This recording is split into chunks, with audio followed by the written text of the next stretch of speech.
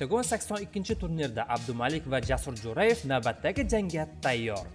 Assalomu alaykum O'zbekiston, yaxshimisizlar? Mana Qozog'iston Almataga kelib 30-noyabr kuni boy inshaalloh dasturni boy qilib O'zbekistonimizni, vatanimizni bayrog'ini yuqoriga ko'taramiz.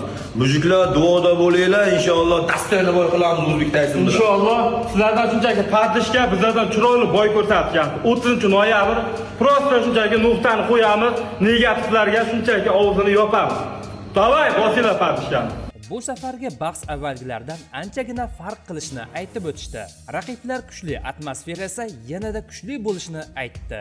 Bu safargi Abdumalikning raqibi tajribali Majid Sadiq ismli jangchi hisoblanadi. To'g'risini aytganda kuchlar teng, ammo baribir nima bo'lishidan qat'iy nazar yurtdoshimizga omad tilaymiz.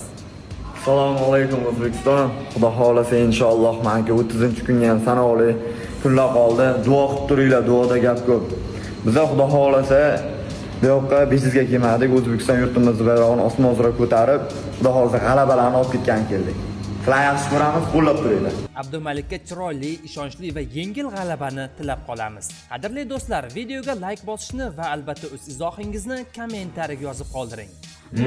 Xudo xolasa buni UFC chempioni bo'lgan paytimda buni auksionga qo'yamizda. O'sha butun kasal bolalar va boshqasi bor hammasiga yechimga berib boramiz. Butun legendalar orasida auksionga qo'yib boramiz.